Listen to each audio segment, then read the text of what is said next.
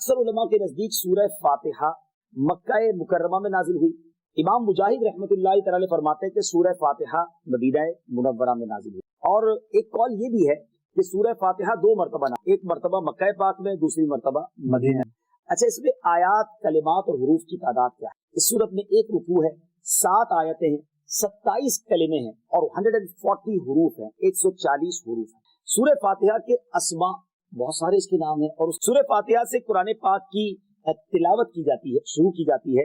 इसी सूरत से कुरान पाक लिखने की इब्तिदा की जाती है, इसलिए इसे फातिहतुल किताब यानी किताब की इब्तिदा करने वाली भी। अच्छा, इस सूरत की इब्तिदा अल्हम्दुलिल्लाह से हुई।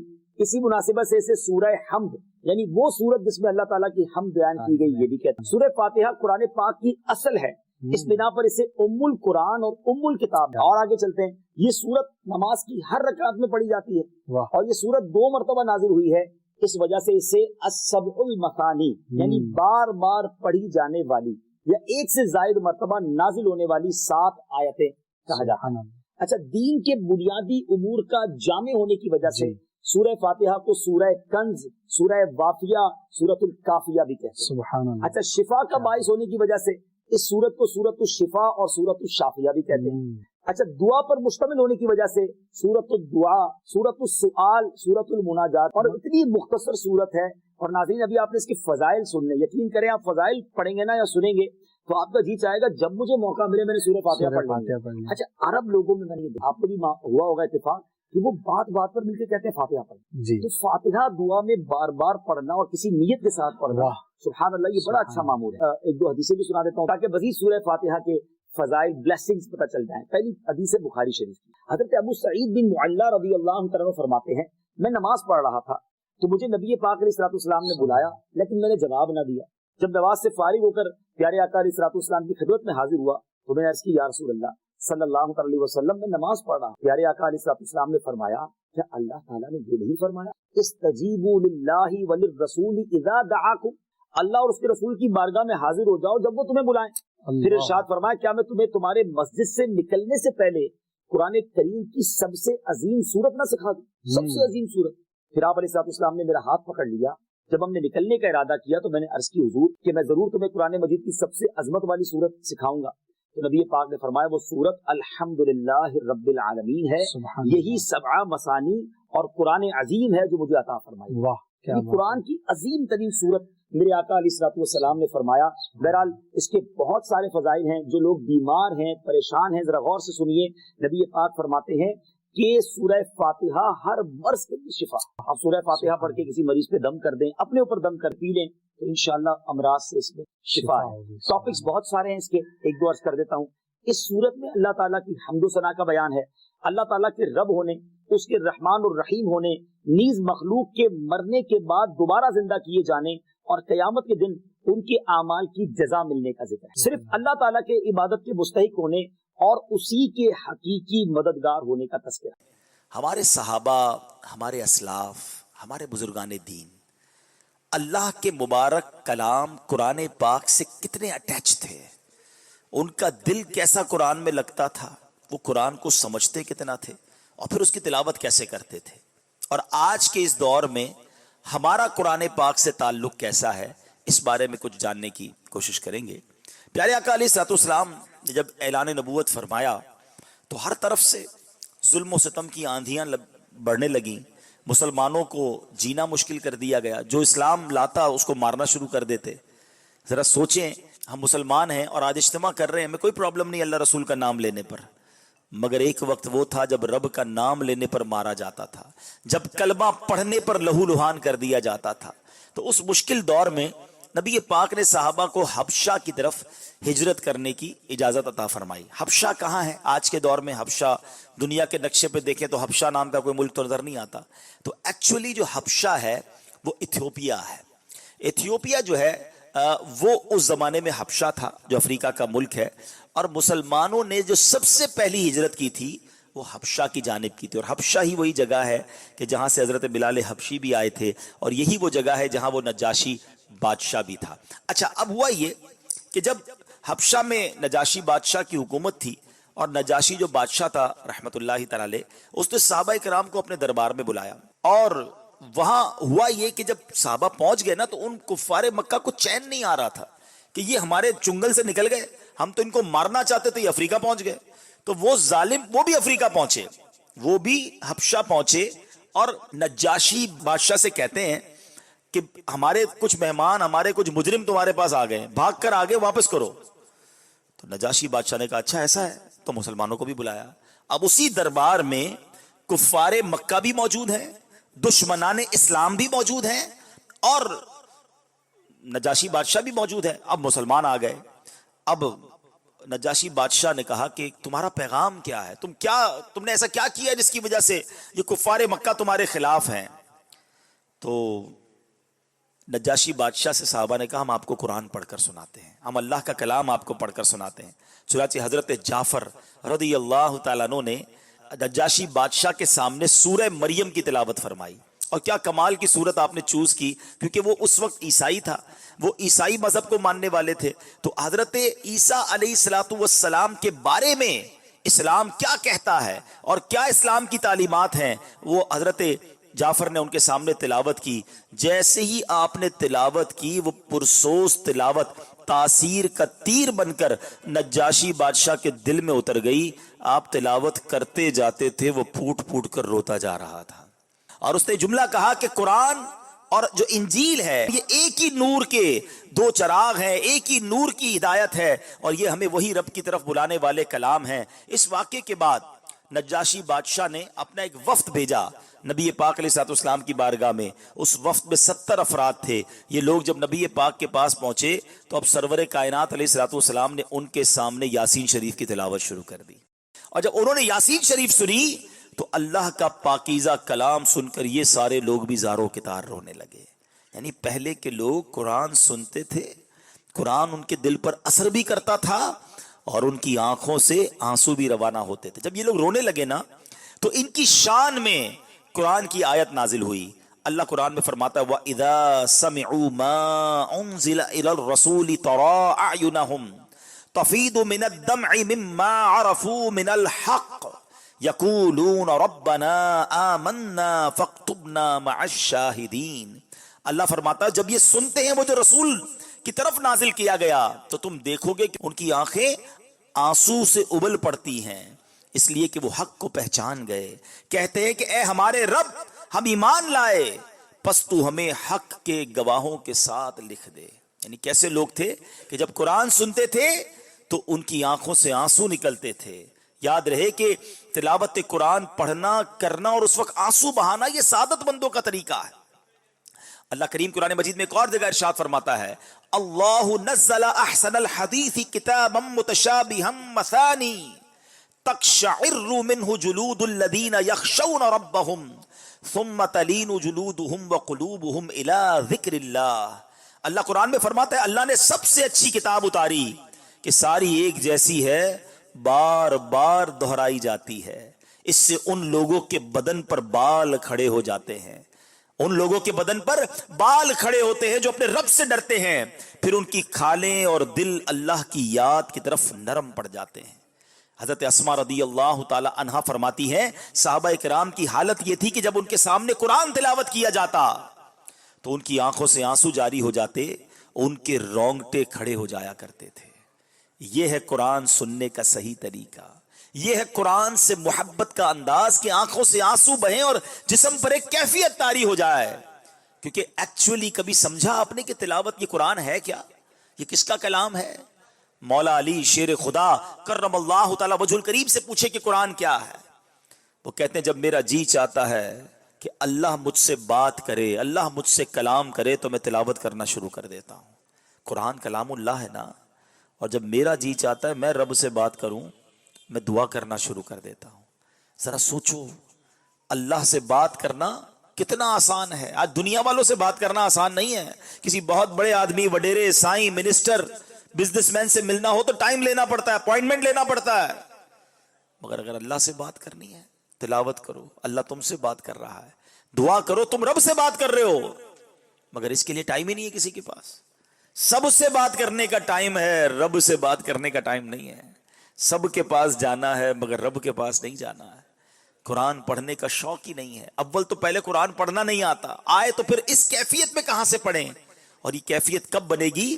جب قرآن کو ہم اچھے انداز سے پڑھنے والے بنیں گے. اور نبی پاک خود بھی صحابہ کو ترغیب دیا کرتے کہ قرآن پڑھو تو سمجھو اور پھر اس پر آنسو بھی بہاؤ. ایک بار نبی پاک علیہ الصلوۃ والسلام نے, حضرت جریر بن عبداللہ راوی ہیں, کہتے ہیں نبی پاک نے صحابہ کرام کے سامنے فرمایا کہ میں تمہارے سامنے سورہ تکاثر کی تلاوت کرتا ہوں. کون سی سورت؟ الہاکم التکاثر حتی زرتم المقابر. صرف یہ 2 آیتیں سمجھ لینا, صرف 2 آیتیں. کاش یہ 2 باتیں ہم سمجھ لیں. کیا ہے ان 2 آیتوں میں؟ قرآن کہتا ہے الہاکم التکاثر, تمہیں ہلاک کر دیا مال کی زیادہ طلبی نے, اور تکاثر اور کثرت, اور چاہیے اور چاہیے. اینڈ آف دا ڈے ہوتا کیا ہے؟ حتی زرتم المقابر, یہاں تک کہ تم نے قبروں کا منہ دیکھا. پلاننگ 5 سال کی ہے, 10 سال کی ہے, 20 سال کی ہے, بس تھوڑا ٹائم کے بعد یہ کر لوں گا, پھر یہ زمین بیچ کر یہ کر لوں گا, پھر یہ کام کروں گا تو یہ فیکٹری کھول لوں گا. اگلے 15 سال کی تمہاری پلاننگ ہے, وہ پلاننگ ادھر ہی رہ گئی. حتی زرتم المقابر, تم نے قبروں کا منہ دیکھا. آج ہم ٹریول کر رہے ہیں, کوئی یہاں سے کراچی جا رہا ہے, کوئی کہیں اور جا رہا ہے, ہم کبھی نہیں سوچتے کہ ہو سکتا ہے یہ سفر آخری سفر ہو. کیا روڈوں پہ ایکسیڈنٹ نہیں ہوتے؟ ہمیں 1 منٹ پہلے پتا نہیں ہوگا کہ ہم دنیا سے جانے والے ہیں. حتی زرتم المقابر, یہاں تک کہ تم نے قبروں کا منہ دیکھا. آج کل موبائل کمپنیاں ہمیں میسج کرتی ہیں نا کہ آپ کا بیلنس ختم ہونے والا ہے, ذرا بیلنس ڈلوا لیں ورنہ آپ ڈیٹا یوز نہیں کر سکیں گے, فون یوز نہیں کر سکیں گے. مگر زندگی میں کوئی میسج نہیں آئے گا کہ جناب آج آخری دن ہے, توبہ کر لیں, 3 دن رہ گئے, قضا کر لیجئے, اللہ کو راضی کر لیجئے, ٹوڈے از لاسٹ ڈے, اب صرف 6 گھنٹے رہ گئے, آخری لمحات ہے. نو, پتہ ہی نہیں ہوتا. صبح بندہ گھر سے نکلتا ہے, بعض اوقات تو گھر والوں کو کہہ کر جاتا ہے کہ یہ والا کھانا بنانا, رات کو آ کے کھاؤں گا, اور وہ والے کپڑے بھی استری کر کے رکھنا, پھر دوستوں میں جانا ہے. کپڑے بھی استری ہوتے ہیں, کھانا بھی تیار ہوتا ہے, بندہ نہیں آتا, جنازہ آتا ہے. آگاہ اپنی موت سے کوئی بشر نہیں, سامان 100 برس کا ہے, پل کی خبر نہیں. سوچئے, ہمیں یہ بات غور کرنی ہے کہ کبھی بھی ہم دنیا سے جا سکتے ہیں. پیارے آقا علیہ السلام نے کیا کہا صحابہ سے کہ میں تمہارے سامنے یہ سورت کی تلاوت کر رہا ہوں, اور آقا فرما رہے کہ جو تم میں سے روئے گا وہ جنت میں داخل ہوگا. اب نبی پاک نے صحابہ کے سامنے سورہ تکاثر تلاوت کی. حضرت جریر کہتے ہیں کچھ تو روئے, کچھ نہیں روک سکے. جو نہیں رو سکے انہوں نے عرض کی یا رسول اللہ صلی اللہ علیہ وسلم, ہم نے رونے کی کوشش تو کی مگر رو نہیں سکے. پیارے آقا نے فرمایا میں تمہارے سامنے دوبارہ پڑھتا ہوں, جو روئے گا اس کے لیے جنت ہے, جو نہ رو سکے وہ رونے جیسی صورت ہی بنا لے. 2 باتیں پتہ چلی, سمجھ کر قرآن پڑھنا, قرآن کے پیغام کو انڈرسٹینڈ کرنا, بینگ اے مسلم, ایک مسلمان ہونے کی حیثیت سے کتنا ضروری ہے. اور پھر دوسرا, قرآن کے اس اثر کو دل میں اتارنا. مگر یہاں تو حال یہ ہے کہ پورا سال گزر جاتا ہے, قرآن کو ہاتھ ہی نہیں لگاتے. ہم نے تو قرآن کو سمجھا ہے کہ یہ قرآن جو ہے یہ ہمارے لیے کتاب ہے, اور یہ کتاب برکت کے لیے ہے. یقیناً قرآن برکت کے لیے بھی ہے, مگر یہ قرآن صرف برکت کے لیے نہیں, یہ کتاب برکت بھی ہے اور کتاب عمل بھی ہے. ہم نے کیا کیا ہے, قرآن کو کتاب برکت سمجھا ہے. کوئی ایسی نئی دکان لیں گے, فوراً قرآن خوانی کروائیں گے, قرآن لے کے جلدان میں بھی رکھ دیں گے, اور جلدی بھائی ایک اچھا سا قرآن پاک اچھی پیکنگ میں لے کر آؤ کیونکہ نیا گھر لیا ہے, اس میں رکھنا ہے. اچھا اب کس لیے چاہیے, وہ نئی دکان کے لیے. اچھا اب کس لیے چاہیے, وہ بچی کی شادی ہے نا تو اس کی رخصتی کے لیے سر پہ رکھنا ہے. بس کیا یہی قرآن کا کام تھا؟ افسوس یہ ہوتا ہے کہ برکت میں بھی ہم پتہ ہی کیا کرتے ہیں, جس کے گھر میں قرآن خوانی ہے نا پھر بھی اس نے قرآن نہیں پڑھنا ہے, بچوں سے, مدرسے کے بچوں سے قرآن پڑھانا ہے, خود بریانی تیار کروا رہا ہوگا. ارے بھائی تمہارے گھر میں قرآن خوانی خود تو پڑھ لو, آپ کی دکان پر قرآن خوانی ہو رہی, کم از کم یہاں تو وہ بھی نہیں پڑھنا ہے. آپ بتائیں اتنا دور قرآن سے رہ کر ہم کیسے کامیاب ہوں گے؟ اللہ کے کلام سے دور رہنا اچھا نہیں ہے. نبی پاک علیہ الصلوۃ والسلام فرماتے ہیں وہ دل ویران ہے جس میں کچھ قرآن نہیں ہے. اپنے آپ سے پوچھیں کہ ہم کتنا قرآن سے اٹیچ ہیں, کتنا پڑھتے ہیں قرآن اور کتنا سمجھتے ہیں. ہمارے اسلاف قرآن کیسا پڑھتے تھے, آئے ہائے, اور کیسے اس سے برکتیں لوٹتے تھے. قرآن پتہ ہی کیا ہے, سنو, اللہ سورہ ابراہیم آیت نمبر 1 میں فرماتا ہے کتاب انزلناہ الیک لتخرج الناس من الظلمات الی النور. اللہ فرماتے ایک کتاب ہے کہ ہم نے تمہاری طرف اتاری کہ تم لوگوں کو اندھیریوں سے اجالے میں لاؤ. سرکار کو کیا فرما رہا ہے اللہ؟ اے محبوب، ہم نے کتاب اس لیے اتاری ہے کہ تم اس کے ذریعے لوگوں کو اندھیروں سے اجالے کی طرف لاؤ، لِتُخْرِجَ النَّاسَ مِنَ الظُّلُمَاتِ إِلَى النُّورِ۔ اور آپ کو پتا ہے اندھیرا کیسا تھا جب قرآن نازل ہوا؟ ان لوگوں کا حال کیا تھا؟ اللہ اکبر، کیسے اندھیرے تھے؟ عقائد کے اندھیرے تھے، نظریات کے اندھیرے تھے، اخلاق و کردار کے اندھیرے تھے، کفر و شرک کا اندھیرا دنیا میں پھیلا ہوا تھا۔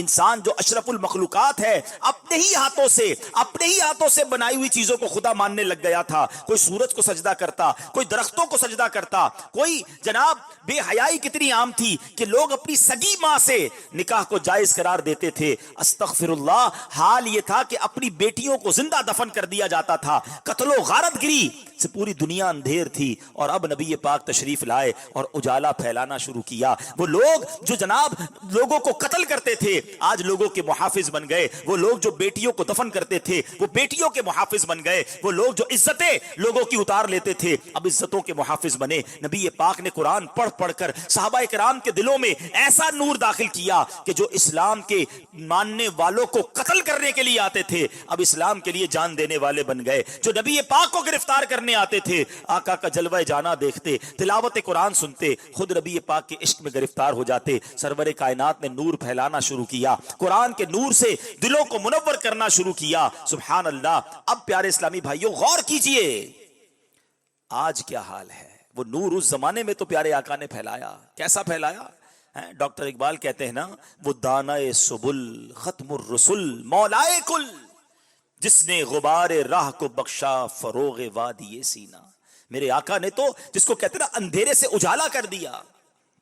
مبارک ہو وہ شاہ پردے سے باہر آنے والا ہے، گدائی کو زمانہ جس کے در پر آنے والا ہے۔ سرور کائنات تو کیا ہے، ہر طرف گویا نور پھیلنا شروع ہوا۔ آپ سوچے نا اس اندھیرے میں اس جاہل قوم میں تبلیغ کرنا کتنا مشکل تھا جو خون کے پیاسے تھے، مگر جب یہ ایمان والے بنے اور نبی پاک کے ساتھی بنے تو وہ روشن ستارے بنے جس کے بارے میں نبی پاک فرماتے اصحابی کالنجوم فبأیہم اقتدیتم اہتدیتم، میرے صحابہ ستاروں کی مانند ہیں، جس کی بھی اقتدا کرو گے ہدایت پا جاؤ گے۔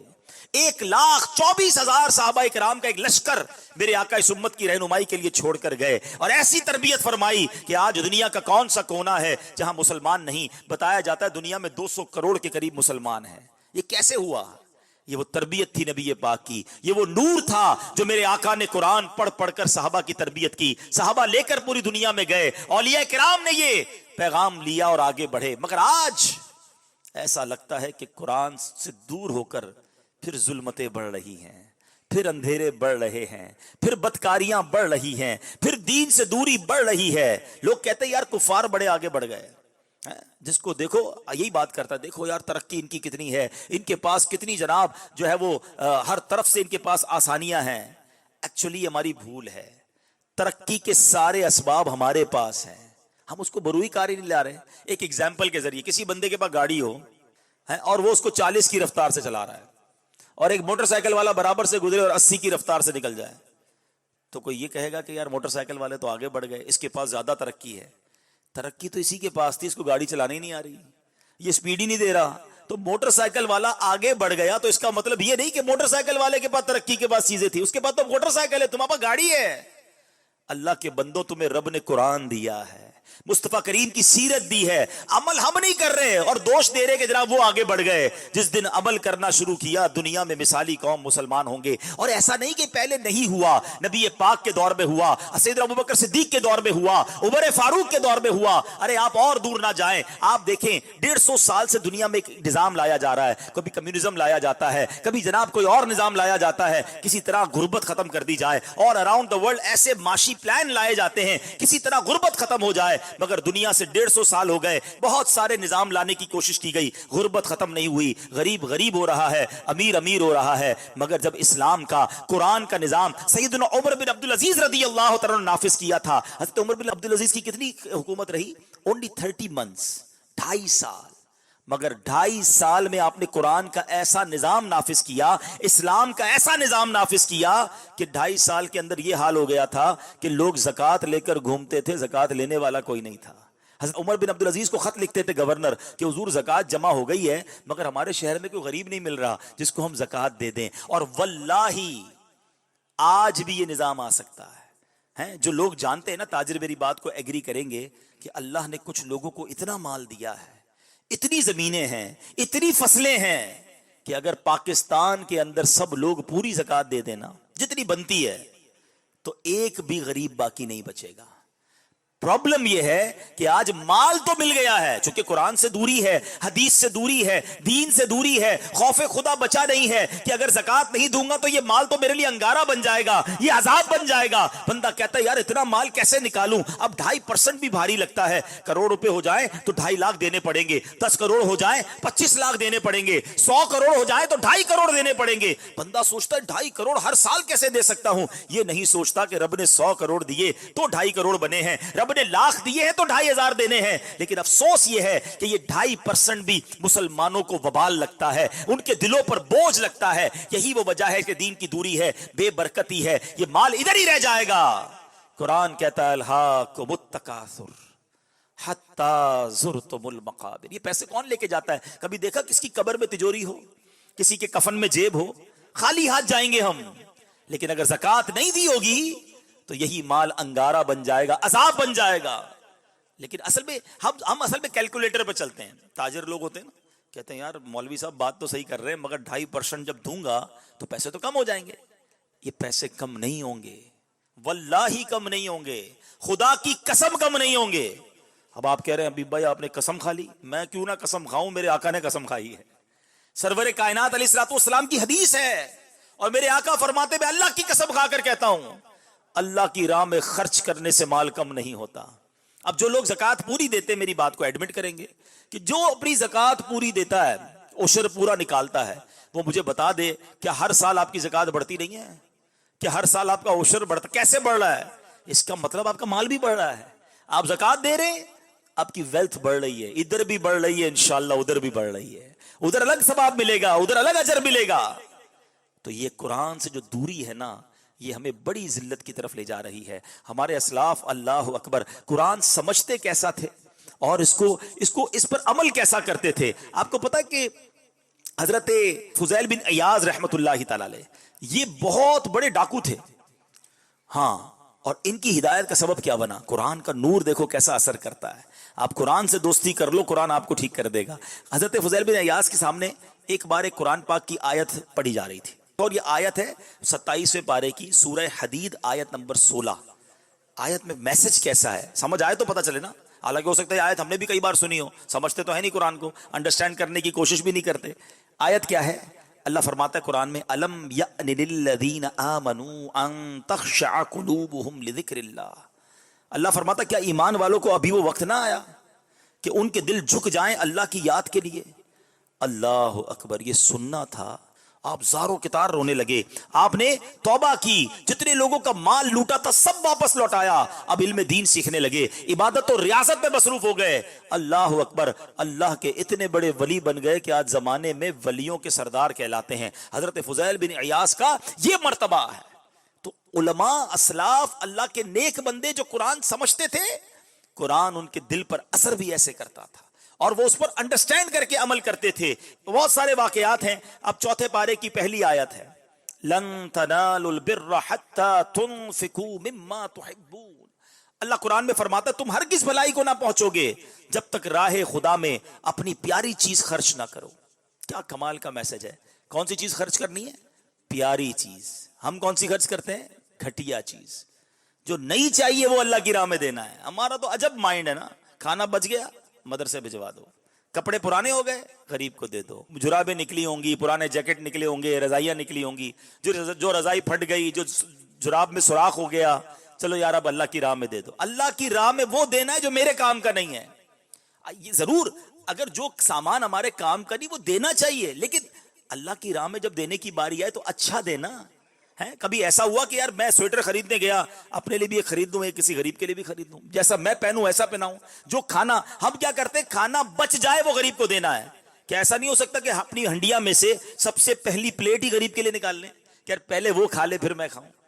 کیونکہ قرآن کہہ رہا ہے تم ہرگز بھلائی کو نہیں پہنچو گے جب تک اپنی پیاری چیز اللہ کی راہ میں خرچ نہ کرو. اچھا ہمارا مائنڈ سیٹ تو ایسا ہے کہ جس کام میں فائدہ نہ بھی ہو نا وہ بھی گھٹیا دینی ہے. مثال کے طور پہ کبھی نماز پڑھی جمعے کی مسجد میں, امام صاحب نے اعلان کیا کہ مسجد کے لیے چندہ دیں.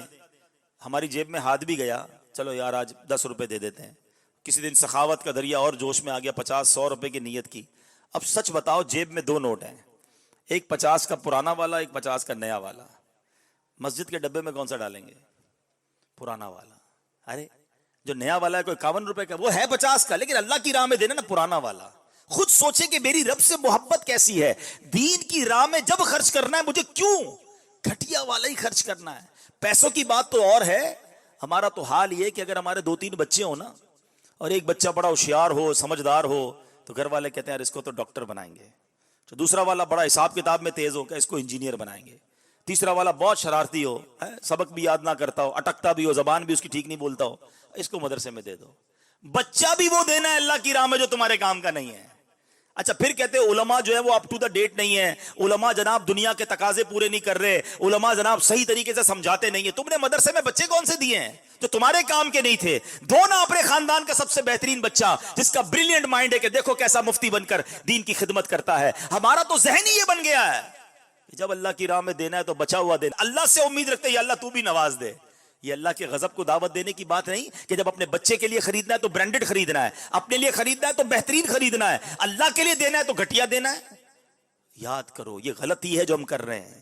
اللہ قرآن میں فرماتا ہے تم اپنی بہترین چیز اللہ کی راہ میں خرچ. اور صحابہ نے جب یہ آیتیں پڑھی نا تو صحابہ آئے نبی پاک کے پاس, کہا حضور میرے سارے مال میں سب سے بہترین مال یہ تھا, یہ میں آپ کو باغ پیش کرتا ہوں. حضور یہ کنواں میرا سب سے بہترین تھا, میں یہ کنواں پیش کرتا ہوں. ہم بھی کریں نا کہ یا اللہ یہ سب سے بہترین چیز میرے مال میں ہے, وہ تیری راہ میں خرچ کرتا ہوں.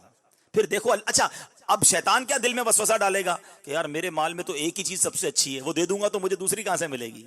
تو تمہارے پاس ایک ہے نا, میرے رب کے پاس ایک تھوڑی ہے. تم ایک خرچ کرو وہ اس کے بدلے اور عطا فرمائے گا. اصل وہ اللہ پر بھروسہ ہے. اور یہ قرآن سے ڈائریکٹ جب نور ملتا ہے تو اس کا مزہ ہی اور ہوتا ہے, اس کی سیکھنا ہی اور ہوتا ہے. ایک آخری واقعہ سنا کر اپنی بات کو ختم کرتا ہوں, ورنہ باتیں تو بہت ساری ہیں کہ قرآن پاک سے کس طرح صحابہ کرام علیہ رضوان جو ہے وہ سبق لیا کرتے تھے. امام زین العابدین رضی اللہ تعالیٰ عنہ, یہ امام حسین کے شہزادے ہیں. ایک مرتبہ آپ کی کنیز آپ کو وضو کروا رہی تھی. اچھا اور اچانک اس کے ہاتھ سے برتن چھوٹ کر گرا اور امام زین العابدین کے چہرے پر لگا اور آپ کا چہرہ زخمی ہو گیا. اب جیسے ہی آپ نے چہرہ اٹھا کر دیکھا نا, دیکھو پہلے کی کنیزیں بھی کیسی تھی, خادمائیں خادم کیسے تھے, سب کو قرآن آتا تھا. آج بڑے بڑے ڈگری ہولڈر بیٹھے ہوتے ان کو قرآن نہیں آتا. کیا موقع کی آیت پڑھی اس خاتون نے, وہ پڑھتی ہیں والکاظمین الغیظ. قرآن کہتا ہے اور غصہ پینے والے. امام زین العابدین نے فوراً یہ آیت سنی تو اب اچھا تلاوت کس کے سامنے ہو رہی ہے؟ خاندان نبوت کے چشم و چراغ کے سامنے. وہ نہیں قرآن سمجھیں گے تو کون سمجھے گا؟ جیسے ہی قرآن کی آیت پڑھی نا اور غصہ پینے والے, حضرت زین العابدین فرماتے میں نے غصہ پی لیا. اس خاتون نے جو اگلی آیت کا حصہ تھا وہ پڑھا والعافین عن الناس, اور لوگوں سے درگزر کرنے والے. آپ نے فرمایا کہ میں نے رضا الہی کے لیے تجھے معاف کر دیا. پہلے غصہ پی لیا, اب آیت کا اگلا حصہ سنا کہ اللہ کی خاطر معاف بھی کر دیتے ہیں, کہتے ہیں میں نے تجھے معاف کیا. کنیز آیت کا اگلا حصہ پڑھتی ہے واللہ یحب المحسنین, اور نیک لوگ اللہ کو محبوب ہیں. امام زین العابدین کہتے ہیں جا میں نے تجھ کو آزاد کر دیا, معاف بھی کیا, درگزر بھی کیا, آزاد بھی کر دیا, کیونکہ اللہ کو غصہ پینے والے پسند ہیں, معاف کرنے والے پسند ہیں. میں نے تجھے غلامی سے بھی آزاد کیا. اے پیارے اسلامی بھائیوں, سچ بتاؤ اس خاتون نے, اس کنیز نے رائٹ ٹائم قرآن کی تلاوت کی, اللہ نے قرآن کی کیسی برکت عطا فرمائی. امام زین العابدین نے فوراً قرآن پر عمل کیا. اللہ کرے کہ میں اور آپ اس طرح قرآن سمجھنے والے بن جائیں. اب آپ کہیں گے جناب باتیں تو آپ بہت اچھی کر رہے ہیں, مگر آج کے دور میں ہم کہاں قرآن پڑھیں, بچپن میں پڑھا نہیں, عمر زیادہ ہو گئی, اب کیسے قرآن سیکھیں؟ یاد رکھیے دعوت اسلامی والے صرف پرابلم نہیں بتاتے, ہم سولوشن بھی بتاتے ہیں. پہلے تو میں یہ ہائی لائٹ کرنا چاہتا ہوں کہ ایک مسلمان کو قرآن آنا چاہیے, ایک مسلمان کی دوستی قرآن سے ہونی چاہیے, اس کو روز قرآن پڑھنا چاہیے. ورنہ ایک ایگزامپل کے ذریعے بات سمجھاتا ہوں. ہماری زندگی میں پیغامات کی بڑی اہمیت ہے نا. آج کل واٹس ایپ آ گیا ہے, ضروری میسج فوراً سنتے ہیں. ٹھیک ہے پیغام سننے چاہیے, مگر ایک بات تو بتاؤ, قرآن کس کا پیغام ہے؟ بتاؤ نا. اللہ کا پیغام ہے. 40 سال ہو گئے آپ کو ملے ہوئے, 30 साल हो गए, जो 30 साल का है वो सोचे, 40 साल वाला सोचे, 50 साल वाला सोचे, अब तक नहीं पढ़ा है। अल्लाह को क्या जवाब दोगे? या अल्लाह टाइम नहीं मिला कुरान पढ़ने का। मिल तो गया था, मैंने अपनी दुकान पे भी रखा था, या अल्लाह मेरे घर पे भी कुरान था, हाँ मैंने कुरान खानी भी कराई थी, पढ़ने का टाइम नहीं मिला, तेरा पैगाम समझने का टाइम नहीं मिला। सच बताओ ये जवाब चलेगा? अपने दिल से पूछो, नहीं चलेगा। तो प्लीज मरने से पहले कुरान पढ़ें, समझें और अमल करें। दावत इस्लामी आपको सॉल्यूशन दे रही है, हल दे रही है। अल्हम्दुलिल्लाह हमने पूरी दुनिया में, अच्छा ये सॉल्यूशन या ये हल पूरी दुनिया में आपको कहीं और मिलेगा भी नहीं। बच्चों के मदरसे आपने सुने होंगे, बड़ों के मदरसे नहीं होते, मगर दावत इस्लामी ने एक यूनिक काम किया कि मदरसतुल मदीना बालिगान बनाए, और हजारों हजार की तादाद, हर दूसरी मस्जिद में आपको मदरसा मिल जाएगा दावत इस्लामी का, जो बड़ों के लिए होगा, बच्चों के लिए नहीं।